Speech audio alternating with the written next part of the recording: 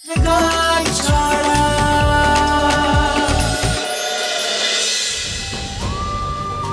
উপর ভরসা রাখো, সোজা হাল ছেড়ে দেবেন।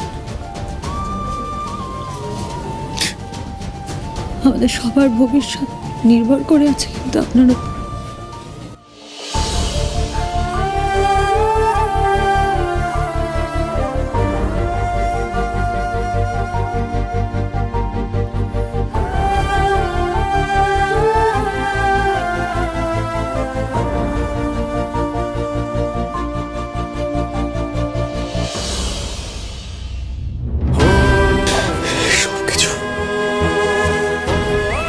হচ্ছে আমার জন্য, সব হচ্ছে আমার জন্য। আমি কিচ্ছু করতে পারছি না। আজ এই লোকগুলো এই বাড়ি ছেড়ে চলে যাচ্ছে, সব হচ্ছে আমার জন্য। I feel so helpless.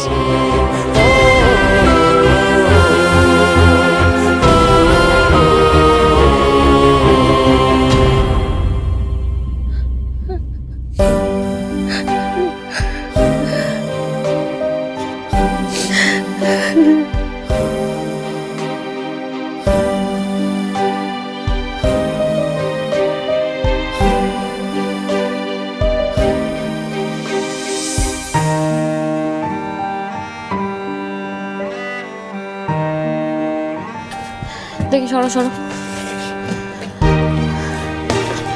বাবা ঝন্টুদার গাড়ি ডেকে সব মাল তুলে দিয়েছি, কিন্তু এবারে আমরা যাবো কোথায়?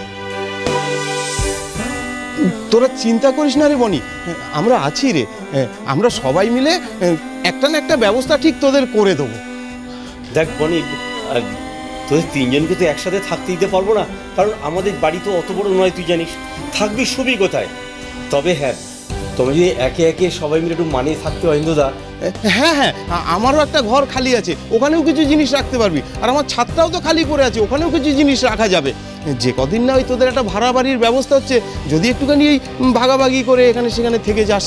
না গো, না না না না, এমন কথা বলো না গো। আমার তো সব চলে গেছে, সব শেষ হয়ে গেছে।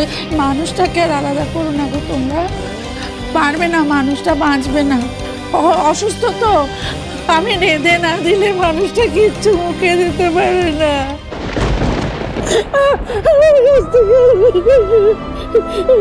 ভাবে কেন বলছেন মা? আমি তো আছি, আমি থাকতে আপনারা এরকম কোথাও থাকতে পারবেন না, হতে পারে না। আমি ঠিক ব্যবস্থা করে দেবো, আমাদের গেস্ট হাউসে আপনাদের থাকার ব্যবস্থা করে দেবো। আমি বলছি, আমি এক্ষুনি বাড়িতে ফোন করে বলে দিচ্ছি। না, আর কোনো দরকার নেই। রিদ্ধি, তুমি আমাদের জন্য অনেক অনেক করেছো। এবার আমরা আমাদের সামর্থ্য অনুযায়ী আমরা নিজেদেরটা বুঝে নেব, কোনো দরকার নেই। করেন না, চলো। বাবা, আমি জানি তোমার আমাদের উপর খুব অভিমান হয়েছে, কিন্তু এভাবে জেদ করো না বাবা। চলো না আমাদের সাথে। কোথায় যাবে তোমরা এখন? কোথায় যাবে খড়ি? হ্যাঁ, যাবেটা কোথায়? ভুলে গেছো আমাদের অবস্থা? সেদিন যখন বিনা দোষে আমাদের বাড়ি থেকে বার করে দিলে আমরা কোথায় ছিলাম? গাছতলায়। আজ দেখো ধর্মের কল কিরকম বাতাসে নড়েছে। তোমার বাবা মা নিজেদের ভিটে মাটি ছেড়ে আজ ওই গাছতলায় যেতে বসেছে। দেখো, তোমার মায়ের মাথাটা কি খারাপ? এখন খুড়িকে যা পাচ্ছে কথা শোনাচ্ছে।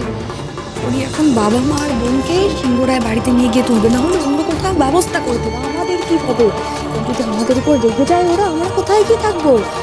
ভাবা, গাছতলা না ফুটপাতে কোথায়? আমাকে একটু ইশারা করো যাতে চুপ হয়। আমার ছেলে যখন বলেছে ফাইভ স্টারে নিয়ে যাবে, তখন কিছু না কিছু কলকাঠিও আগে থেকেই নেড়ে রেখেছে। বাবা, একটু প্র্যাকটিক্যালি ভাবো। ঋদ্ধির জন্য যখন এই বাড়িটা ছাড়তে হচ্ছে, তাহলে তো ওরই আমাদের থাকার ব্যবস্থা করা উচিত। একটু বোঝো বিষয়টা, ওকে করতে দাও না এই বিষয়। ঠিকই তো, অন্তত এইটুকু করতে দিন। হ্যাঁ, আপনাদের এত ক্ষতি করলো, এত বড় সর্বনাশ করলো, হ্যাঁ, অন্তত খাওয়ার খরচাটা বহন করবে না, তা কি কখনো হয়? ওইটুকু করতে দিন না। বললাম তো না, আমাদের সামর্থ্য অনুযায়ী আমরা নিজেদের ব্যবস্থা করে নেব। আমাদের জন্য কারুকে আর ভাবতে হবে না। আরে বাবা, ভাবতে হবে না বললেই হলো। তোমার বয়স হয়েছে, মাও অসুস্থ, তোমরা ও বাড়ি গেলে আমরাও তো একটু ওই বাড়ি যাওয়ার চান্সটা পাবো। বোঝো একটু বিষয়টা। এখন আর কারোর কথা ভাববার মতো অবস্থায় নেই দুটি।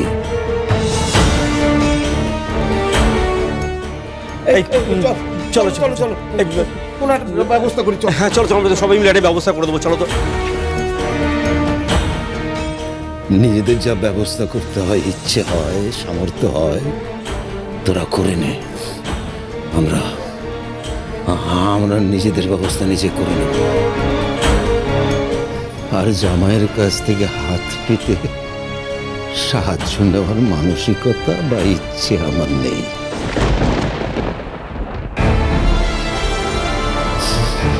এই ব্যাপারে আর আমাদেরকে জোরাজুরি করিস না, জোরাজুরি করিস না। জামাইয়ের সাহায্য নাই বা নিলেন, কিন্তু নিজের মেয়ের বাড়ি তো যেতে পারেন।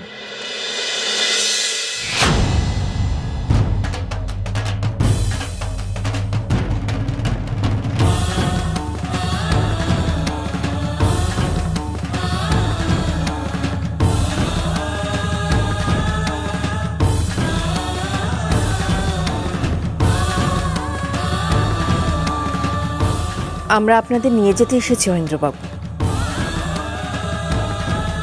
আপনার মেয়ের বাড়িতে, আপনার খড়ির বাড়িতে।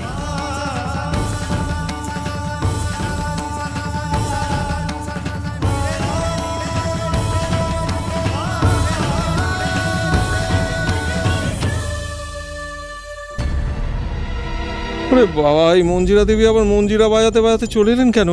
এক সময় তো এই বাড়িতে আসতে ওয়াক উঠে যেত ওনার, আর আজ একেবারে বেআই বেয়ানকে নিয়ে যেতে চলে এলো লাফাতে লাফাতে। সত্যি কালে কালে আর কত রঙ্গ দেখবো।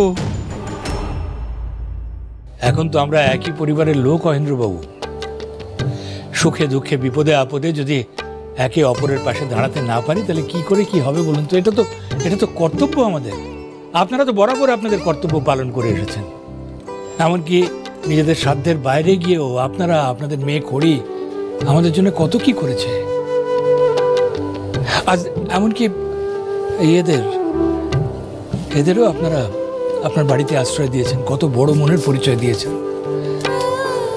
এই সুযোগটুকু আমাদের দেবেন না? আপনাদের বিপদের দিনে আমরা কটা দিন আমাদের ওখানে নিয়ে গিয়ে রাখতে পারবো না? দেখুন অহিন্দ্রবাবু, বিয়ের পর যেরকম একটা ছেলের তার বাবা মার প্রতি দায়িত্ব শেষ হয়ে যায় না, তেমনি একটা মেয়েরও তো হয় না।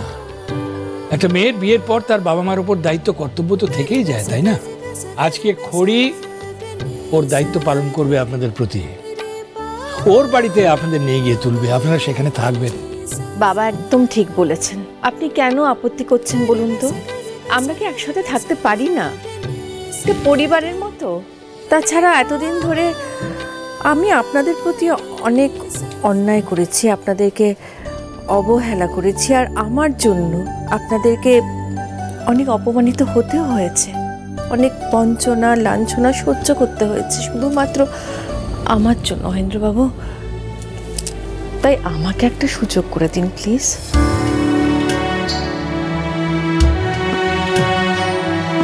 আমি অনুরোধ করছি আপনাদের, আমাদের কথা ফেলবেন না। দেখুন, আমি তো আপনাদের থেকে বয়সে বড়, অন্তত বয়সের খাতিরে আমার কথাটা শুনুন, চলুন আমাদের সঙ্গে। অহিন্দ্রবাবু,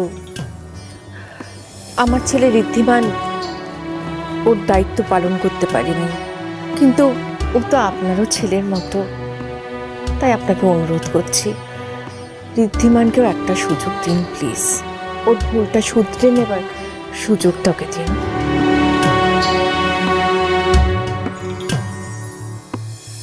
অহিন্দ্রবাবু, আপনারা যতক্ষণ না আমাদের সাথে যেতে রাজি হচ্ছেন, আমি কিন্তু এইভাবেই আপনার সামনে হাত জোর করে দাঁড়িয়ে থাকবো।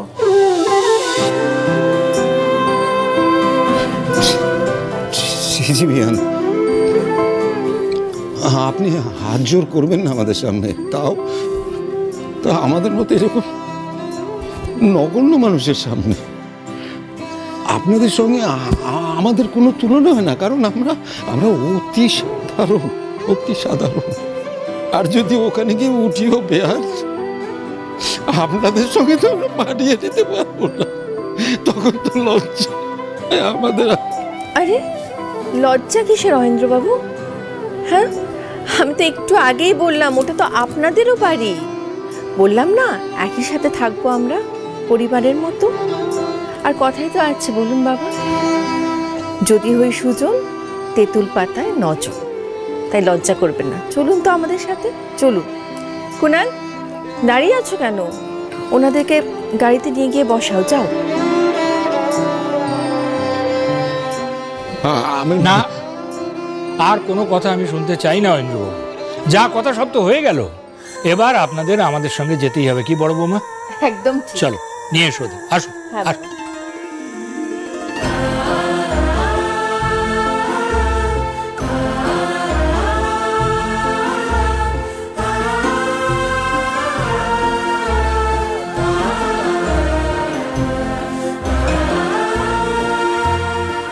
মা, বাবা,